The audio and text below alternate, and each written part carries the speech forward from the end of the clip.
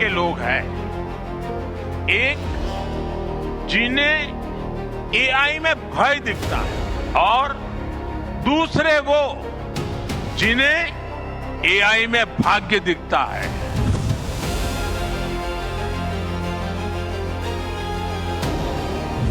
सर्वजन हिताय, सर्वजन सुखाय, यही हमारा बेंचमार्क है।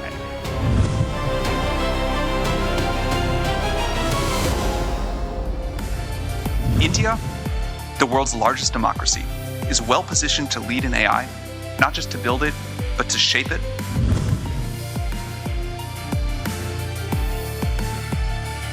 India has an absolutely central role to play in these questions and challenges, both on the side of the opportunities and on the side of the risks.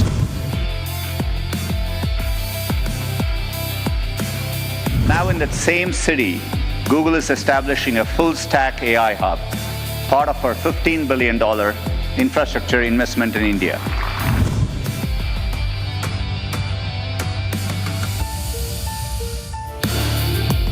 AI Summit has been a great recognition of the importance of countries coming together, and it's really been a great testimony to the importance of India as well.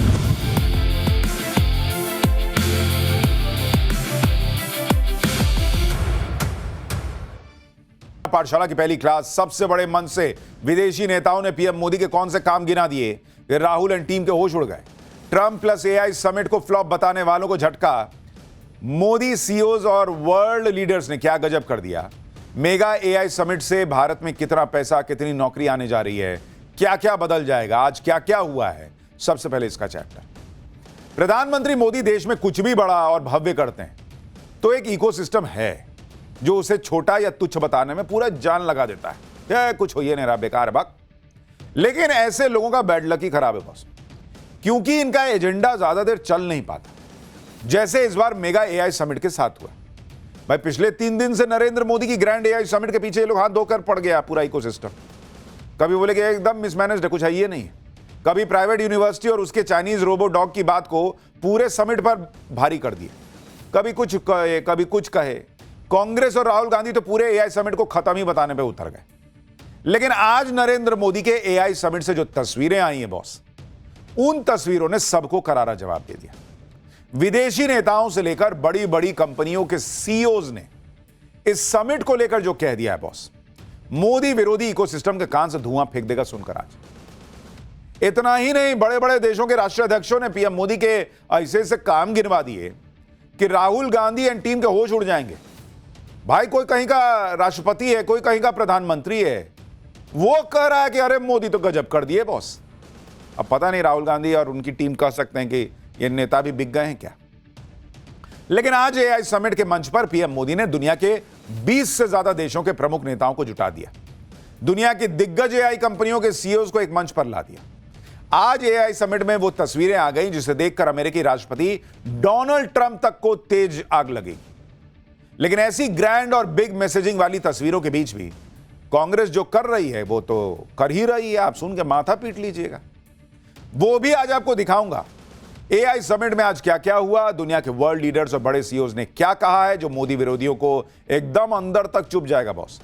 PM Modi ने कैसे भारत को transform कर दिया, मोदी के काम करने की क्षमता और उनके काम करने की स्पीड, इसको लेकर दुनिया कैसे गवाही दे रही है, भारत में कैसे एआई पे काम हो रहा है, मेगा एआई समिट से भारत में क्या क्या बदलेगा, कितनी नौकरी, कितना पैसा आएगा, सब पे बात होगी। लेकिन पहले आज जो हुआ है उसकी एक झलक देखिए।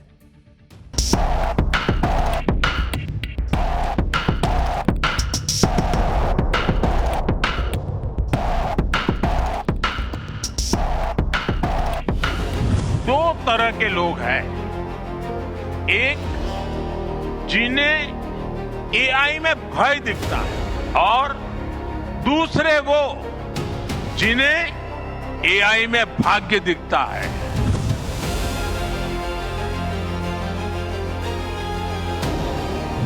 सर्वजन हिताय, सर्वजन सुखाय, यही हमारा बेंचमार्क है।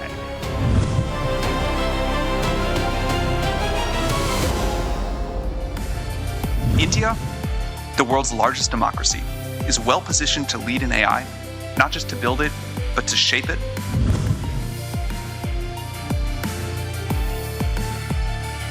India has an absolutely central role to play in these questions and challenges, both on the side of the opportunities and on the side of the risks.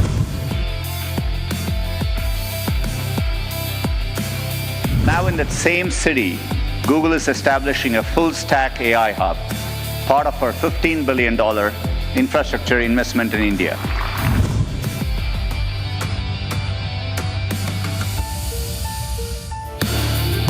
AI Summit has been a great recognition of the importance of countries coming together, and it's really been a great testimony to the importance of India as well.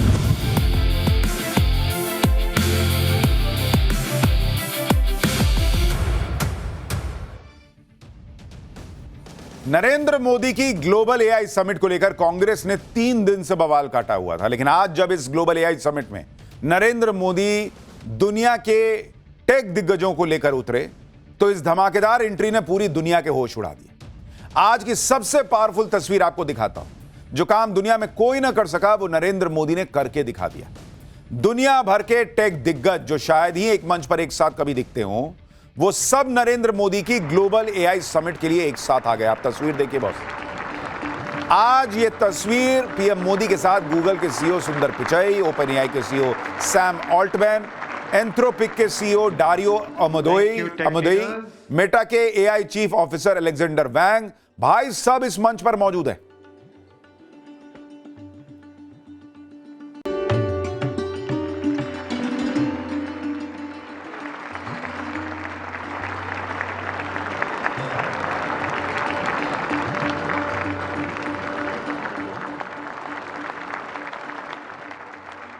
इस तस्वीर को देखकर बहुत बातें की जा रही।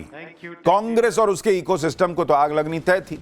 कहा जा रहा है कि मनमोहन सिंह होते तो ऐसा कभी ना करते। जबरदस्ती हाथ पकड़कर उठाया जा रहा है। अरे यहां भारत उठ के टॉप लेवल पे पहुंच गया, इनको यह नहीं दिख रहा है। बड़े बड़े सीईओज मंच पर हैं। अच्छा, हाथ जबरदस्ती पकड़ के उठवा दिए, और अभी जब सुनाऊंगा वो सीईओज बोले क्या है, वो भी मुंह में रख के बुलवा दिए क्या। इन लोगों को क्या ही कहा जाए। बात सिर्फ तस्वीर की नहीं है, बात हाथ पकड़कर उठाने की नहीं है, बात यह भी है कि इतने बड़े टेक दिग्गज भारत के मंच पर एक साथ हैं। और न सिर्फ भारत के मंच पर ये सब एक साथ दिख रहे हैं, बल्कि भारत की ऐसी तारीफ कर रहे हैं कि आपको गर्व महसूस होगा। जैसे ओपन एआई के सीईओ सैम ऑल्टमैन ने कहा कि भारत एआई के क्षेत्र में नेतृत्व करने के लिए अच्छी स्थिति में। भारत में जो प्रगति हुई है उसे देखकर वो हैरान है। ये भी क्या मुंह में रख के बुलवा दिए क्या। आप सोचिए, ये बात वो सैम ऑल्टमैन कह रहे हैं जो साल 2023 में भारत की एआई क्षमताओं पर सवाल उठा रहे थे। कह रहे थे कि भारतीय कंपनियों में कोई उम्मीद नहीं है ज्यादा। 3 साल में सोचिए भारत में कितना चेंज आया होगा कि आज वो तारीफ कर रहे हैं। आज की स्थिति यह है कि ओपन एआई ने भारत के टाटा ग्रुप के साथ एआई सेक्टर में बड़ी साझेदारी की है। दोनों कंपनियां मिलकर एआई इंफ्रास्ट्रक्चर बनाएंगी। इस साझेदारी पर ओपन एआई के सीईओ सैम ऑल्टमैन ने कहा कि भारत एआई के अडॉप्शन में पहले ही लीड ले रहा है। सरकार के मजबूत सपोर्ट, टैलेंट और एम्बिशन के जरिए भारत में एआई का फ्यूचर सही स्थिति में। इसी के साथ एआई सेक्टर में काम करने वाली एक और दिग्गज कंपनी एंथ्रोपिक के सीईओ ने कहा कि एआई के सेक्टर में भारत की एनर्जी और महत्वाकांक्षा अद्भुत है बॉस। ऐसा तो उन्होंने दुनिया में कहीं और नहीं देखा। यह भी मोदी जी लिखवा के दे दिए थे क्या, स्क्रिप्ट की पढ़ देना। एआई की दिग्गज कंपनी एंथ्रोपिक ने भी भारत की दिग्गज कंपनी इंफोसिस के साथ साझेदारी का ऐलान किया है। दोनों कंपनियां मिलकर एंटरप्राइज एआई सॉल्यूशंस को विकसित करेंगी। इसी तरह गूगल के सीईओ सुंदर पिचई ने कहा कि वो जब भी भारत आते हैं, भारत में बदलाव की रफ्तार देखकर हैरान रह जाते हैं। आप सुनिए, एआई समिट में दुनिया की बड़ी बड़ी कंपनियों के जो बड़े बड़े सीईओज हैं, वो एआई के क्षेत्र में भारत की ताकत का लोहा मान रहे हैं, इस एआई समिट की तारीफ कर रहे हैं। तो जो लोग एआई समिट को ढेले भर का नहीं बता रहे थे, कह रहे थे भाई 2 कौड़ी का है, कुछ नहीं है, बड़ी बड़ी कंपनियों के सीईओ इसी एआई समिट की तारीफ कर रहे हैं, भारत की एआई क्षमता की तारीफ कर रहे हैं। सुन लीजिए। It's really a treat to be here in India, and it's incredible to see the country's leadership in advanced AI. I was last here a little over a year ago, and it's striking how much progress has happened since then. It's also striking how much progress India has made in its mission to put AI to work for more people in more parts of the country. And India's leadership in sovereign AI, building on infrastructure, SLMs, and much more, has been great to watch. India is also the fastest growing market now for Codex, our coding agent that works to help people develop software faster and better. India, the world's largest democracy, is well positioned to lead in AI, not just to build it, but to shape it and decide what our future is going to look like. And First, I want to thank Prime Minister Modi for bringing us together. The energy and ambition in this room and across India are incredible. I've been spending the last few days meeting with Indian builders and enterprises, and the energy to build together here is palpable, unlike anywhere else. India has an absolutely central role to play in these questions and challenges. It's wonderful to be back in India. Every time I visit, I'm struck by the pace of change, and today is no different. Now in that same city, Google is establishing a full-stack AI hub, part of our $15 billion infrastructure investment in India. यानी राहुल गांधी जिस भारत को dead economy बता रहे थे, दुनिया को उसी भारत में संभावनाएं दिख रही। जिस एआई का मजाक उड़ाया जा रहा था कि भारत में है ही क्या, उस एआई के क्षेत्र में दुनिया कह रही कि भारत तो लीड ले रहा है बॉस। दुनिया की बड़ी बड़ी कंपनियों के दिग्गज भारत को लेकर और क्या क्या कह रहे हैं, कौन भारत में 10 लाख करोड़ के निवेश का ऐलान कर रहा है वो भी बताऊंगा। लेकिन पहले आप देखिए, आपको एआई समिट की दूसरी पावरफुल तस्वीर दिखाता हूं। एआई समिट में एक ही मंच पर 20 से ज्यादा देशों के राष्ट्र प्रमुख भी मौजूद हो गए। जो लोग कह रहे थे कि एआई समिट तो फ्लॉप है, पीएम मोदी के एआई समिट से कुछ नहीं होगा, उन्हें यह तस्वीर भी बहुत चुभने जा रही। और मैं पूछता हूं, जो लोग कहते हैं कि अरे मोदी जबरदस्ती करवा देते हैं, मोदी जबरदस्त, तुमको रोका था किसी ने जबरदस्ती करवाने से? इतने साल में करा लेते जबरदस्ती। और अगर भारत की ताकत आज की डेट में यह है कि भारत के प्रधानमंत्री दुनिया भर के सीईओ से जबरदस्ती काम करवा ले रहे हैं, दुनिया भर के राष्ट्रीय अध्यक्षों से जबरदस्ती काम करा ले रहे हैं, तो यह तो हर भारतीय के लिए गर्व की बात होनी चाहिए कि यह भारत की पावर को दिखाता है कि सब हमारी जबरदस्ती से की बात भी मान लेते हैं। पर ऐसा है नहीं। पर मैं आपको बता रहा हूं, जबरदस्ती की जरूरत नहीं है, लोगों को संभावनाएं दिख रही हैं तो लोग खुद आ रहे हैं। भारत के एआई समिट में 20 से ज्यादा देशों के नेता शामिल हुए। फ्रांस, ब्राजील जैसे बड़े देशों के राष्ट्रपति शामिल हुए। ये वो नेता हैं जो पीएम मोदी के न्योते पर एआई समिट में शामिल होने के लिए आए हुए हैं। एक समिट उधर ट्रंप भी कर रहे हैं, वहां की तस्वीर भी दिखाऊंगा। ये तस्वीर याद रखिएगा, फिर आगे की बात करूंगा। आज एआई समिट में एक और तस्वीर की ज्यादा बड़ी चर्चा है। यह तस्वीर पीएम मोदी और ब्राजील के राष्ट्रपति लूला दा सिल्वा के मुलाकात की। एआई समिट में जिस तरह से पीएम मोदी ब्राजील के राष्ट्रपति से गले मिले, जिस तरह दोनों नेता साथ बैठकर बातचीत करते दिखे, वो तस्वीरें ट्रंप के लिए बड़ा मैसेज है। क्योंकि भारत और ब्राजील दोनों ब्रिक्स देश हैं, वो ब्रिक्स जिसके नाम से ही डोनाल्ड ट्रंप चिढ़ जाते हैं। भारत और ब्राजील वो देश हैं जिस पर ट्रंप ने सबसे ज्यादा 50% टैरिफ लगाया था। लेकिन ना तो पीएम मोदी ट्रंप के टैरिफ दबाव के आगे झुके और ना ही ब्राजील के राष्ट्रपति लूला दा सिल्वा, वो भी ट्रंप से भिड़ गए थे। अब ट्रंप को भी दिख रहा होगा कि भाई ये तो बहुत अच्छी इनकी केमिस्ट्री चल रही है। ये तस्वीरें ट्रंप के साथ साथ नेता विपक्ष राहुल गांधी को भी झटका देने वाली, क्योंकि राहुल गांधी तो यही माहौल बना रहे थे कि ट्रंप के सामने मोदी चौक कर गए, सरेंडर कर दिया। लेकिन आप देखिए कि पीएम मोदी तो फ्रांस से बड़ी बड़ी डील कर रहे हैं, ब्राजील से बड़ी बड़ी डील करने लगे हैं। भले ही ब्रिक्स के नाम पर अमेरिका को आग लगती हो, लेकिन पीएम मोदी साफ मैसेज दे रहे हैं कि भारत अपने हिसाब से फैसले लेता है, अपनी दोस्ती अपने हिसाब से तय करता है, अमेरिका के हिसाब से नहीं। इसलिए इस तस्वीर की भी बड़ी चर्चा है। एआई समिट के जरिए पीएम मोदी ने भारत की ताकत दिखाई, साथ ही एआई समिट में उन देशों को भी तगड़ा जवाब दिया जो आर्टिफिशियल इंटेलिजेंस पर अपना एकाधिकार बनाना चाहते हैं, जो चाहते हैं कि एआई पर सिर्फ उनका ही राज चले। लेकिन आज पीएम मोदी ने एआई समिट के मंच से कह दिया कि यह सब नहीं चलेगा भाई, कि सब एक तरफा चल रहा है। पीएम मोदी ने साफ कहा कि एआई को सबके लिए बनाना होगा। उन्होंने कहा कि कुछ देश और कंपनियां हैं जो एआई पर अपना हक जताना चाहती, लेकिन भारत ऐसा नहीं सोचता। भारत एआई फॉर ऑल पर विश्वास करता है। सुनिए उन्होंने कितना बड़ा मैसेज एआई को लेकर दिया है। Welfare for all, happiness of all, यही हमारा बेंचमार्क है।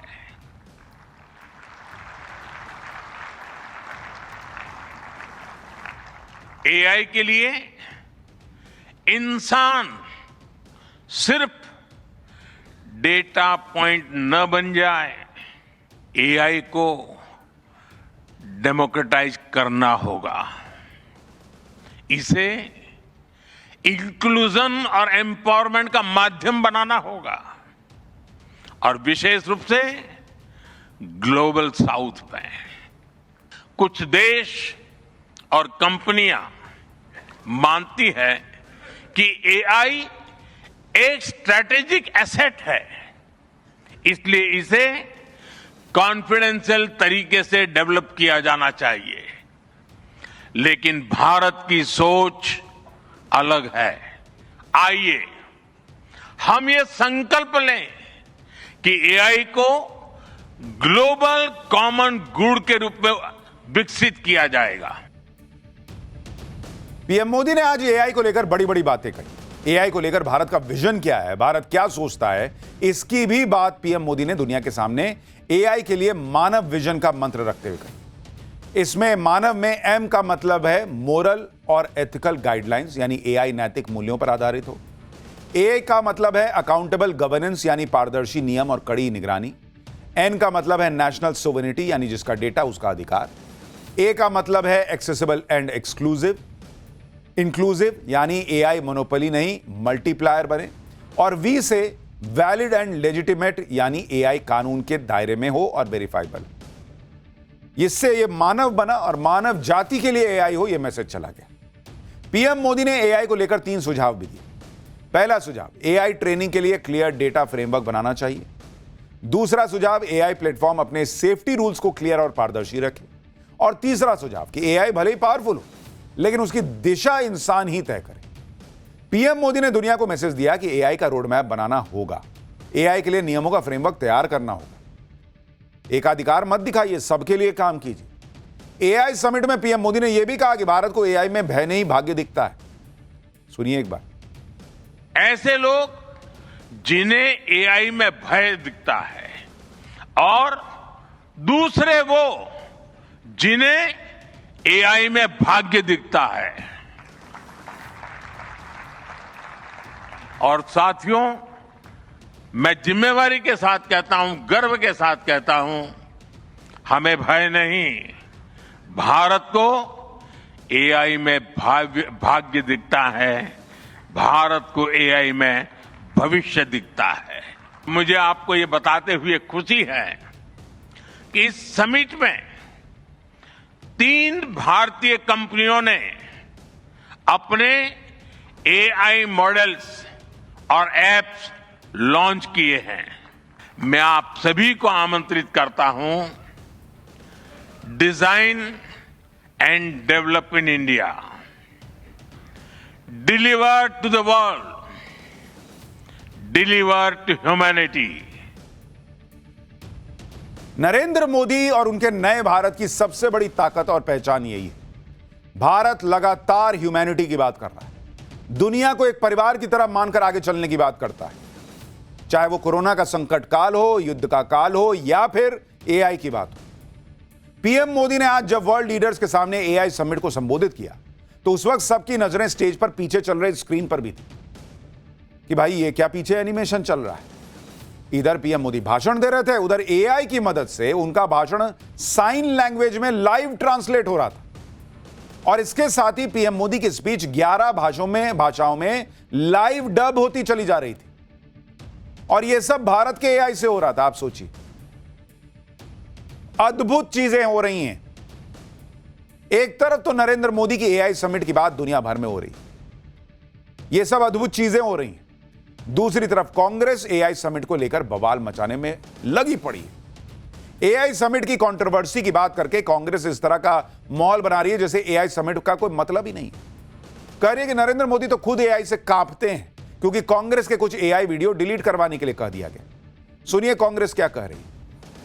इस देश में एआई के नाम पर एक समिट हो रही है, लेकिन इसी दौरान इस देश में मूर्खता का, झूठ का, फरेब का, जालसाजी का मानो महामहोत्सव चल रहा हो, मानो बोलबाला हो गया हो।